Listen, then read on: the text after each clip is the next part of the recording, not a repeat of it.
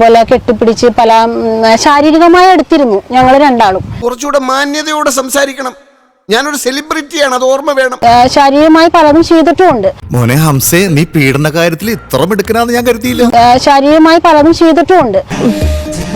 അപ്പൊ കാര്യം കഴിഞ്ഞ് നിക്കണല്ലേ? ഒറ്റയടിക്ക് അവൻ പുണ്യാളച്ചനായി. എന്നിട്ട് കൈമറത്ത നാണം കെട്ടവൻ. പക്ഷെ ആ ചെയ്ത ആളാണ് ഇന്നലെ എന്നെ കുറിച്ച് മോശമായിട്ട് എല്ലാവരുടെയും മുന്നിൽ പറഞ്ഞ് എന്നെ അപമാനിച്ചത്. ഇതുവരെ യാതൊരു വിധത്തിലുള്ള പരിചയമില്ല, ഒരു ഇതുമില്ല. ചേച്ചിയാണ്, എനിക്ക് 40 വയസ്സായി, നോക്കുക കുറെ നുണകളും കാര്യങ്ങളും എന്നോട് പുച്ഛം. മറൈൻ ഡ്രൈവിലും റോഡുകളിലും രാത്രികളിൽ പല സ്ഥലങ്ങളിലും പോയി നിന്നും എനിക്കാരും പെണ്ണ് തരില്ല. C I M A chronic bachelor. നിങ്ങളായിട്ട് എന്റെ ജീവിതം നശിപ്പിക്കരുത്. പല രീതിയിൽ എന്നെ ശാരീരികമായിട്ട് ചെയ്തും സ്നേഹിച്ചും. എന്താ ഉറക്കം വരുന്നു. എവിടെ ഇറങ്ങിയാലും പ്രത്യേകിച്ച് എറണാകുളം ജില്ലയില് പ്രശ്നമാണ്.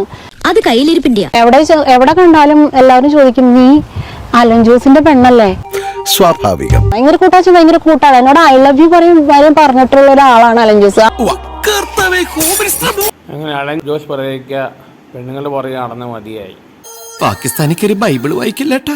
ഇവൻ വികാരപരമായിട്ട് ശാരീരികമായി പലതും ചെയ്തിട്ടുമുണ്ട്. ഉള്ള ചാരിത്രം കൊണ്ട് വീട്ടിൽ പോകാൻ നോക്ക്. ഇതവന്റെ സ്ഥിരം കലാപരിപാടിയാ.